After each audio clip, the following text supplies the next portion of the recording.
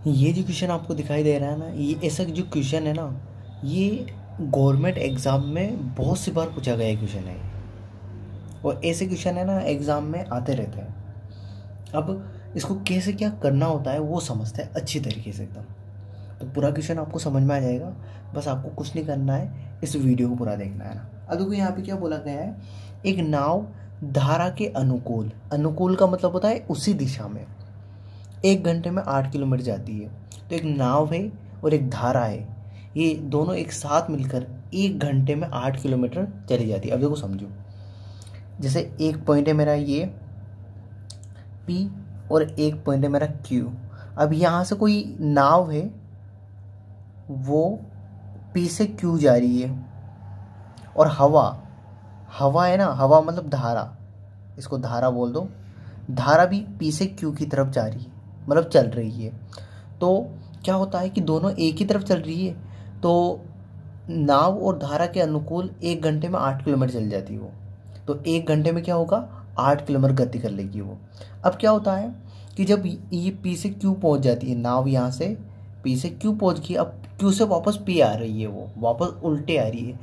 तो धारा तो देखो इधर P से Q चल रही है और नाव Q से P की ओर आ रही है। तो जब ये प्रतिकूल समान दूरी, अब देखो उल्टी दिशा में आ रही है ना नाव, तो देखो इधर आ रही है Q से P और धारा चल रही है P से Q, तो प्रतिकूल समान दूरी चलने में 4 घंटे का समय लेती है।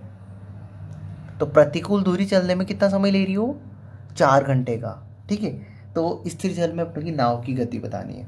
तो सबसे पहले करते हैं अपन, तो सबसे पहले मान लिया अपनों ने, माना नाव की चाल तो मैंने मान ली 1 किलोमीटर पर आवर, है ना। और धारा की चाल वो है अपनी 20 किलोमीटर पर आवर। अब देखो समझो, अब लिख रहा हूं मैं अनुकूल नाव की चाल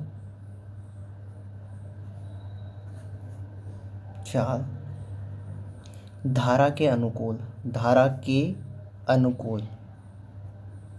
अब मुझे बताओ, जब नाव भी इधर ही जा रही है और धारा भी इधर चल रही है, तो दोनों की स्पीड क्या हो जाएगी, बढ़ जाएगी। मुझे बताओ, आप एक स्थान से दूसरे स्थान जा रहे हो और आपके पीछे हवा चल रही है, आपके पीछे, तो आप क्या करोगे, जल्दी जल्दी चलने लग जाओगे। हवा भी आपको धक्का दे रही है, और एक आपके सामने से हवा है, तो आपको चलने में थोड़ी परेशानी होगी। तो यहाँ पे देखो, नाव की चाल धारा के अनुकूल, अनुकूल का मतलब साथ, तो दोनों धाराएं क्या हो जाएगी, जुड़ जाएगी, नाव की भी और धारा की चाल दोनों जुड़ जाएगी।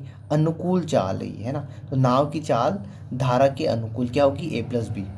अब नाव की चाल, अब लिख रहा हूँ मैं अगला, नाव की चाल धारा के प्रतिकूल।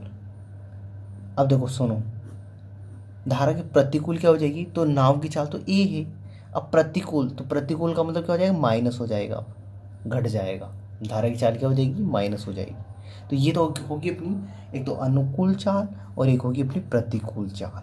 तो ये चाल आ गई, ये पूरी क्या है, अनुकूल चाल है ये, और ये अपनी प्रतिकूल चाल है ना। और चाल किस में, किलोमीटर पर आवर में, ना, ये चाल है अपनी।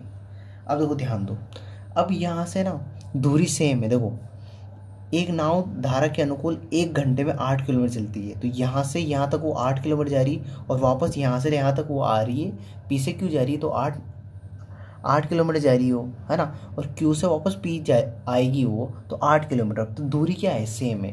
तो यहाँ पे देखो, P से Q समझा रहा हूँ मैं, P से Q जा रही है और Q से वापस वो आ रही है P पे, तो 8 किलोमीटर ट्रेवल कर दी। यहाँ भी 8 किलोमीटर चलेगी, यहाँ पे भी 8 किलोमीटर चलेगी। मतलब क्या है, दूरी समान है, दूरी क्या है, समान है। तो यहाँ लिख रहा हूँ मैं, दूरी बराबर है, दूरी बराबर कर दिया आपने। अब दूरी का सूत्र होता है, देखो दूरी का सूत्र क्या होता है, दूरी बराबर चाल गुणा समय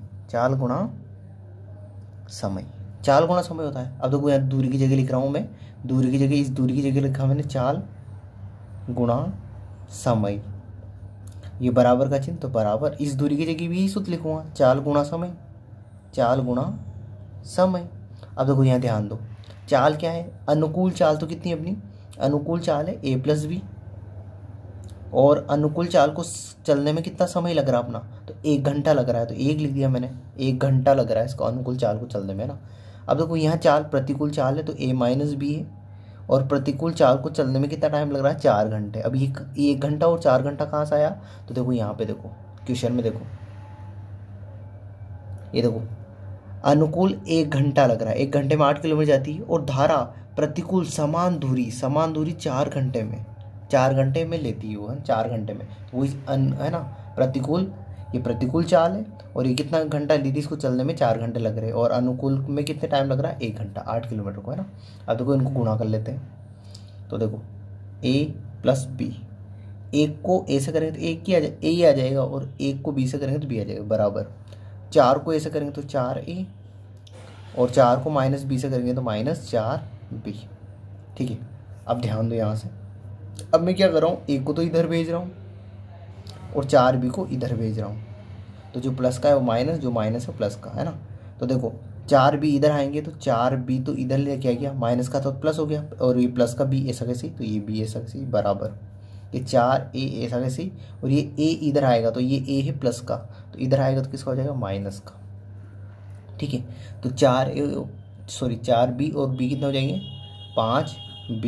देखो 4b और यहाँ कुछ नहीं तो 1b, तो 5b बराबर 4a में से 1 घटाएंगे तो 3a। ठीक है, अब यहाँ पे ध्यान दो, अब देखो दोनों ही गुणा में है, 5 और b दोनों गुणा में है, और 3 और a भी दोनों गुणा में है, तो मैं क्या करूँगा, इस 5 को तो मैं इधर भेजूँगा तो गुणा वाली संख्या कहाँ चली जाएगी, भाग में, और ये 3 है गुणा में, इसको भी इधर भेजूँगा तो कहाँ चले जाएगी, भाग में।